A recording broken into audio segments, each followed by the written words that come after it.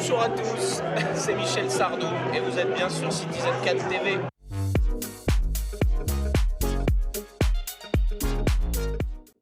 Bonjour à toutes et à tous, on se retrouve pour une nouvelle édition du Zap de Cannes.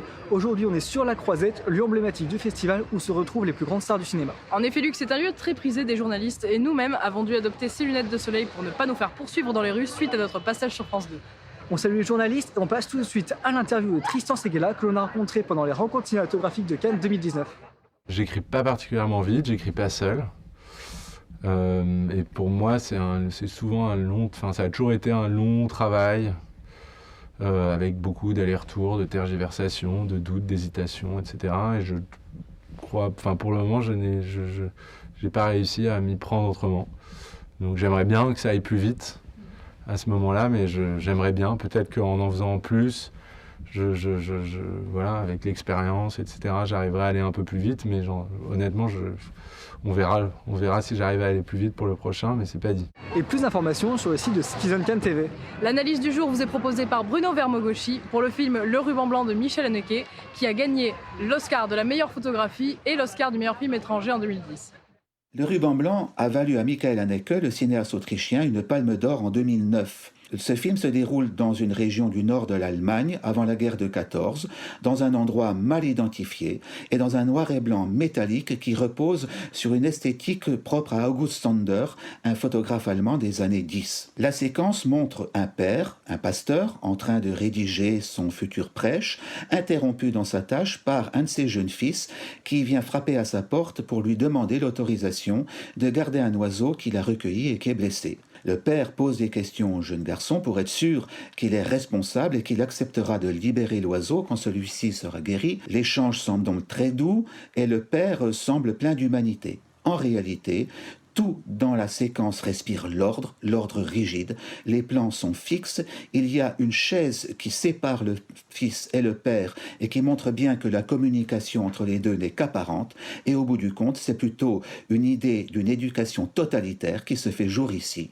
Et ce totalitarisme va déboucher pas seulement sur la guerre de 14, pas seulement sur le nazisme, mais sur toute violence qui peut être issue d'une éducation trop rigoriste. Et on va tout de suite découvrir un nouveau talent du 7e art. Aujourd'hui, on rencontre Louis Sotailleur qui nous parle de son film Toxique qu'il a présenté lors de la 7e édition du Tous en Short sur le thème Métamorphose. J'ai un alter ego qui est un personnage qui s'appelle Alice, qui est joué par toujours la même actrice Lia Lamichel. J'ai réalisé 4 courts-métrages avec elle et Toxique c'est le 2e, donc tous les courts-métrages se suivent. C'est donc Alice, une jeune fille qui doit avoir 16-17 ans, qui arrive dans un groupe de jeunes qui s'amusent à faire plein de jeux de plus en plus violents et elle finit à rentrer dans un tourbillon très destructeur avec des gens qui lui veulent beaucoup de mal. La nouvelle n'aura pas fait long feu dans le village. Et après, dans les inspirations visuelles, j'avais vu un film qui m'avait complètement marqué, c'était Eyes Wide Shut de Stanley Kubrick. Donc je m'en suis beaucoup inspiré pour ce film-là et aussi les films de Nicolas Winding Refn pour tout ce qui est photo. Et donc ma relation elle est devenue hyper forte avec ce festival parce que c'est le premier festival qui m'a permis d'avoir des contacts dans le cinéma. J'ai développé des gros liens avec tous les membres du jury des éditions où j'ai gagné.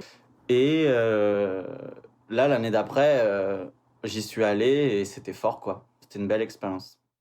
Et vous pouvez toujours retrouver plus d'informations sur le festival et ses anciennes éditions sur le site du Tous en Short. Et puisque grâce à Corée, vous savez maintenant comment est sélectionné le président du jury du festival, voici Vianne qui vient compléter sa réponse en vous apprenant comment sont choisis les jurys du festival. Connaissez-vous vraiment le Festival de Cannes ? Dans la chronique d'aujourd'hui, nous allons voir comment le jury du festival est sélectionné.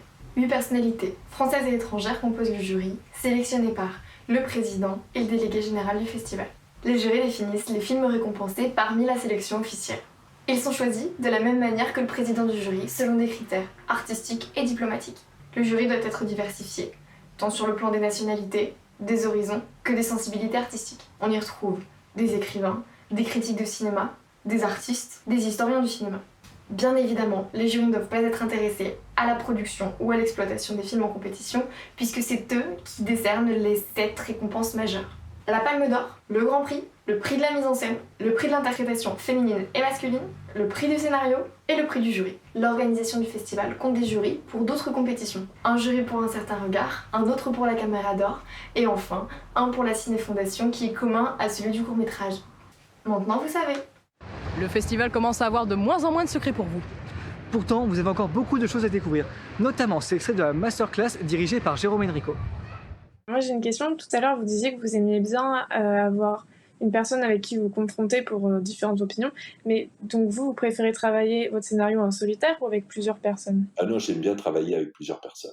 Même quand on travaille à plusieurs, il y a forcément des moments où on travaille seul, c'est-à-dire qu'on échange, mais il y a un moment donné, on travaille chacun de notre côté, et puis on échange nos travaux, et puis on se revoit, et puis il y a une partie commune et une partie pas commune. Ce qui m'amuse, c'est le sport d'équipe. Ça, c'est lié au cinéma. Le cinéma, l'audiovisuel, c'est un sport d'équipe. Romancier, c'est un travail de solitaire. Il y a une partie solitaire du travail que j'aime énormément et que je pratique et que, voilà. Je ne pourrais pas passer toutes mes journées tout seul, enfermé à écrire. Il y a un moment, ça m'ennuierait. Et donc, en fait, j'aime bien échanger avec quelqu'un d'autre qui... En plus, je trouve qu'on avance tellement plus vite, qui me renvoie à mes propres contradictions, qui me confronte. Je trouve que c'est une chose formidable. Donc, c'est ce que j'aime, en fait, dans l'écriture audiovisuelle, scénaristique. Est-ce que, pendant l'écriture, vous imaginez déjà un casting? Parfois, parfois pas. Paulette, par exemple, j'ai pensé à 2 actrices pendant toute l'écriture du film, puisque j'étais scénariste également. Et en fait, ça n'a jamais été ces 2 actrices-là, ça en a été une autre, qui a été formidable dedans, enfin, inoubliable. Je l'ai appelée Paulette pour une raison très simple. Paulette, quand j'ai commencé à écrire, c'était une tante par alliance qui s'appelait Paulette. Et chaque fois que je pensais à Paulette, elle avait un caractère un peu dur, sèche, etc. Je notais Paulette et quand je pensais à elle. Et du coup, ça m'aidait à écrire. Et vous pouvez retrouver l'intégralité de la masterclass sur le site de Cannes Cinéma. Et c'est déjà la fin de cette émission. Comme d'habitude, on se quitte en musique avec une reprise du morceau Le Souper du film Mathias et Maxime par Justine Touzeau. Et nous, on se dit à demain à midi sur notre chaîne YouTube et sur notre page Facebook. À très bientôt.